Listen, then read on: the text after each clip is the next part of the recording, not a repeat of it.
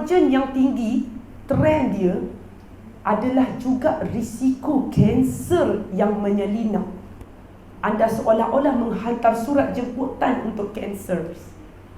Ini yang saya takut. Saya tak risau apa-apa dah. Okay, it's a trend. So hati-hati, balik tengok dada suami. Ini pun sama. Ini perempuan tak nampak, suami je nampak. Saya bagi anda analogi simple. Sebab batch saya bagi tahu ramai yang bercerai. Saya bagi tahu terus terang. Ya, anda nak cakap takdir Allah SWT, jodoh kita setakat ini, boleh anda sebut ayat tu. Tapi saya nak kongsi senario ini untuk anda fikirkan. Bayangkan suami kahwin dengan isteri dia. Elok-elok ketika tu berat badan isteri 49. Dengan elok-elok 49. Elok-elok lengan nampak lengan, peha nampak peha. Okey. Dah masuk tahun ke-10, anak dah 4. Tiba-tiba suami kat tempat kerja tersadung anak tangga, terkena perempuan yang seiras dengan isteri dia 10 tahun lepas itu. Berat 49. Sekarang ni isteri kat rumah dia dah berat 78. Jadi saya nak tanya anda soalan. Agak-agak apa-apa boleh jadi tak? Anda yang jawab bukan saya Saya cuma bertanya. Saya tak cakap apa-apa pun. Saya cuma bertanya. Faham ke tak? Dan pesan dekat anak menantu kita, yang especially perempuan, jangan tanya soalan ini kepada suami. Bang, saya ni gemuk ke tak? Tolong jangan tanya soalan itu. Sebab jawapan daripada suami, mesti dia akan jawab, awak tak gemuk. Oh yang, okey je badan awak. Sebab orang lelaki ni dia baik, dia bagus. Dia tak suka cari benda masalah.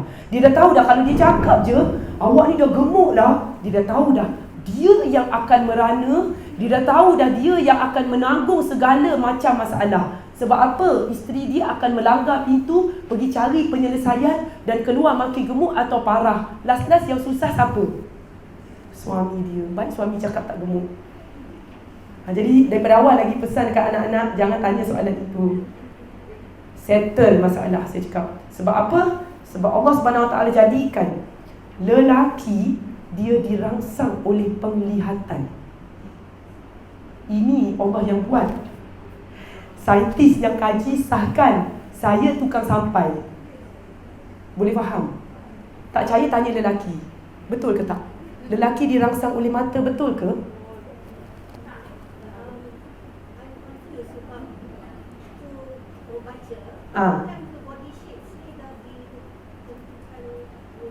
Okey, saya suka bila puan tanya. Saya suka. Dia kata bukan ke body shape sudah ditentukan daripada awal. Tinggi, pendek, ya. Tetapi punggung besar tak, puan. Kadang-kadang tengok yang besar-besar punggung, cuba puan tanya dia, masa umur 21, macam tu ke saiz punggung dia? No, you have got to understand. Saya pergi bercakap sendiri dengan African ladies. They are not. When saya pergi melihat apa menu mereka, saya sedar, subhanallah, itu yang menjadikan dia begitu. No. African ladies malah badan dia cukup cantik, just like orang asli. They are the origins of the place. Their body is super. That's why saya cakap, puan kena datang ke Johannesburg, puan kena datang ke Afrika bersama saya. Kita ada satu community African. Saya akan tunjuk puan, this is the ideal African pure lady punya badan. Untuk pengetahuan anda, kadar penyakit di benua Afrika sungguh menakutkan. It's very scary. Okay, now you all begin to know. Saya suka bila puan. Okay, sama juga bila puan sebut ni, saya nak relate terus. Ada orang cakap, kena kencing manis sebab awak punya nenek kena. No, let me share this with you. I love this. You tengok, saintis sekali lagi mengesahkan, black and white dah. It's a black and white. Dia orang buat kajian. Dengar elok-elok. Dia bahagikan kumpulan kepada dua. Satu kumpulan ini dah kencing manis, dah kena dah. Satu kumpulan tak kena. Didapati kumpulan yang kencing manis ni, kita jaga dia punya pemakanan A to Z, dia sembuh kembali normal, langsung tak ada kencing manis. Grup yang okey, tak jaga, didapati kena kencing manis. Itu satu kajian. Kajian kedua yang kami temui, ibu yang dah gemuk, dia buat 2 grup. Ibu yang gemuk, dia ambil dua-dua ibu gemuk. Didapati grup ibu gemuk yang jaga makan, anak dia keluar perfect berat dan dia tak GDM. Didapati ibu yang gemuk, dia hasilkan offspring yang gemuk dan dia GDM. GDM maksudnya gestational diabetes mellitus, ataupun kencing manis ketika, we call it GDM. And this is so menakutkan. Kajian buat lagi, ibu-ibu yang GDM, didapati dia akan kena diabetes ketika usia dia ke depan lah. At what age? We don't know. Sebab anak-anak muda sekarang pregnant mesti kena buat MOGTT, minum air gula. Tahu tak masa pregnant, we call it MOGTT, you kena minum air gula. It's because you nak dapatkan saringan benda ni. Tapi saya cakap sebab saya kenal dia orang, saya tak buat saringan tu. But it has got to go through. Saya tak buat lah sebab saya have to drink all the. But jangan, you all kena buat Don't simply. The reason saya tak buat is because I know, yelah kita dah tahu lah makanan kita, but kena go through. Okay, just to tell you that. So you dah nampak, kumpulan yang kena diabetes, buat jaga makan, sembuh back to normal. Tak payah kumpulan lah. Belakang anak murid saya sekarang ni ada 40 hari dah berhenti dah ubat. Nak cakap apa? Okay? Jadi sebab itulah saya tak suka istilah yang kita guna, baka. Bila kita kata baka, kita salahkan siapa? Ya, salahkan Allah lagi. Sedangkan kita yang jahil tak menurut perintah. Kalau anda buka surah Al-Araf, surah Taha, banyak surah Allah sudah menyeru, wahai orang beriman, dah bagi tahu dah jangan makan lebih. Allah murka kalau awak buat lebih. Ada lagi yang makan lebih. Dah kenyang makan lagi. Allah dah menyeru, tapi kita tak buat. Dah tu Allah murka, dia dah cakap. Bila murka keluarlah efek-efek yang dia nak bagi ni. Last-last kita pun baka. Sasah dah menyalahkan orang lain. Ya. Yes. They will ask. Because why? Because kalau mak kencing manis, mak tu makan ABC, logik tak anak makan EFG? I nak tanya you satu soalan. Mak kena kencing manis umur 60. Mak ni makan ABC je daripada hidup. Logik tak anak dia follow trend yang sama? Ya. And that is why profesor daripada UPM baru-baru ni buat tajuk perangkap makanan dalam keluarga. So dengan kata lain, kita anak ni, katalah contoh kita ni doktor pakar pemakanan, whatever. Mak ni juga sukalah makan benda yang tak sihat. Jadi kita ni dah duduk serumah, kita terperangkap dalam benda tu. Sebab itulah saya, macam mana sekalipun saya akan berdakwah. Untuk pengetahuan anda, saya kahwin dengan suami saya, dia umur 30 baru kahwin. Dia hidup atas bumi ni, dia tak pernah menyentuh istilah ulam. Kalau dia nampak signboard ada perkataan ulam, walaupun dalam ada kambing golek yang paling sedap di dunia, dia tak akan masuk kedai itu. Sebab dia dididik tidak makan raw vegetables. Saya kahwin dengan dia, kalau nak suruh dia makan sayur segar, rasanya fal cerai. Tetapi ketika itu, saya pula beza. Saya dibesarkan oleh ibu saya, tak pernah satu hidangan tak ada sayur. You see, beza tak? Dia dibesarkan, tak pernah hidangan ada sayur. Sampai usia 30. And when saya kahwin dengan dia, saya dah tahu for sure, kalau saya nak menyuruh dia makan sayur, dia kena file surat cerai. So apa yang saya buat? Saya kreatif. Kita kreatif sikit. Kita sayang kat suami kita kan. Sampai cakap apa? Kahwin hantaran tak ada pun tak apa. Nak cakap sayang peringkat suami ni kan. Ada macam tu tak zaman sekarang? Saya rasa tak ada macam saya. Alhamdulillah 14 tahun dah saya kahwin. Dan waktu itu saya fikir, saya kena buat satu menu yang dia tak tahu menu tu ada sayur dan sedap. Jadi nak buat dalam pinggan, sasar dah dia tahu. Tak apa, kita buat dalam minuman. Dah habis dah saya minum ni. Buat dalam minuman, kita letak ais batu, kita biar wangi sedap, bagi tanda dah lapar dahaga. Agak-agak jadi tak saya punya?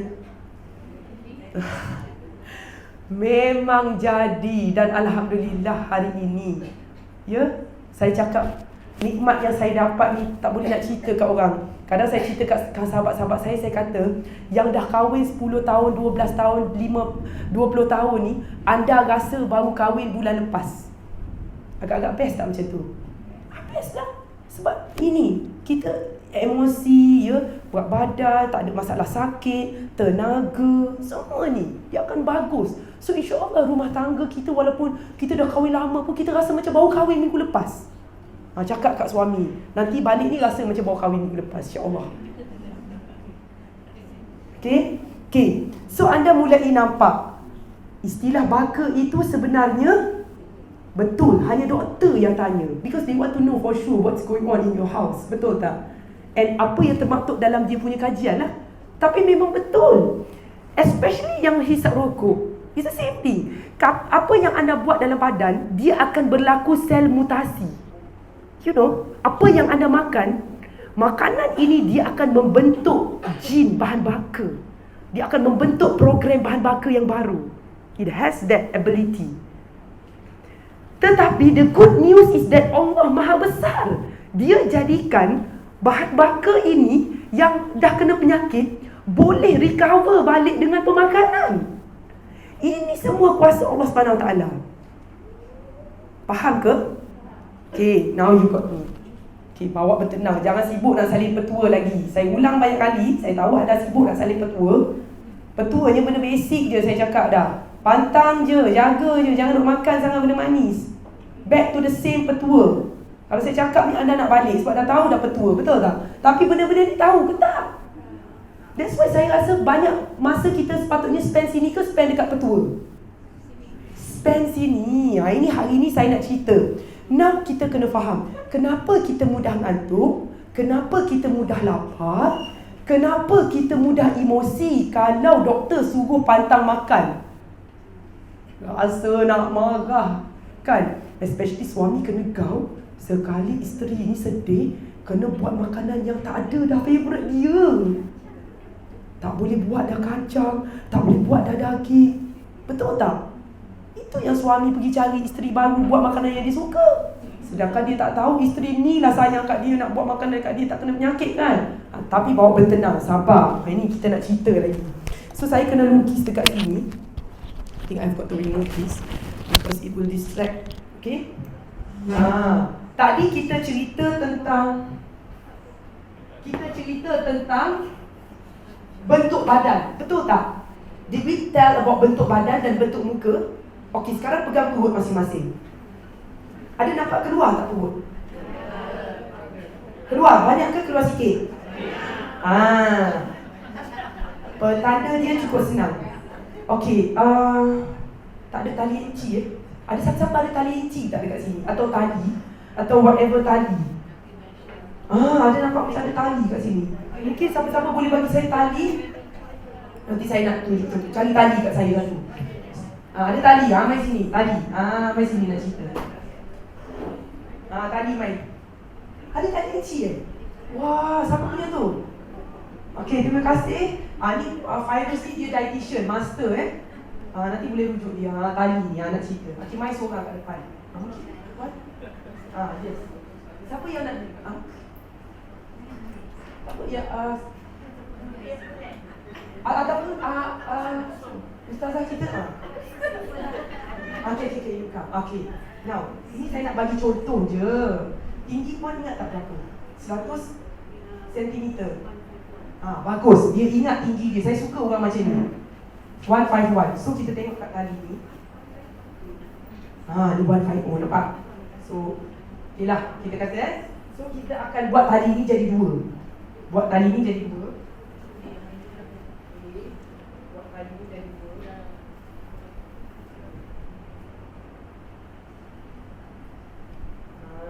tahu. Ni tips nak tahu kena makan ubat sampai mati ke tak. Makan tadi je tahu. Dekat yang dua. Kemudian kita akan belik di perut. Tarik dulu. Okey, saya balik keluar. Tarik dulu. Dekat perut, bahagian yang berlekuk. Pinggang yang bahagian berlekuk tu lah. Jangan bawah, jangan tinggi. Kan pinggang kita ada lekuk kan? Bahagian tu. Ya, yang shapy tu. Okey, kita tengok Nampak tak? It's about 1 jengkal tak sampai. Okey, kalau kita tengok, Wan nama apa?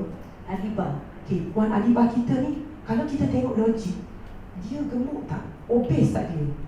Kalau dia cakap dekat orang jiran sebelah dia nak kurus, agak-agak jiran boleh tak cakap, "Puih Kak Ibah, kenapa nak turun berat? Dah okey dah badan." Betul tak? Betul tak? Orang cakap dia ni tak normal kalau dia cakap dia nak turun berat. Setuju tak? Setuju ke tak? Sebab dia tak gemuk pun. Cantik jelita je dekat sini. Betul?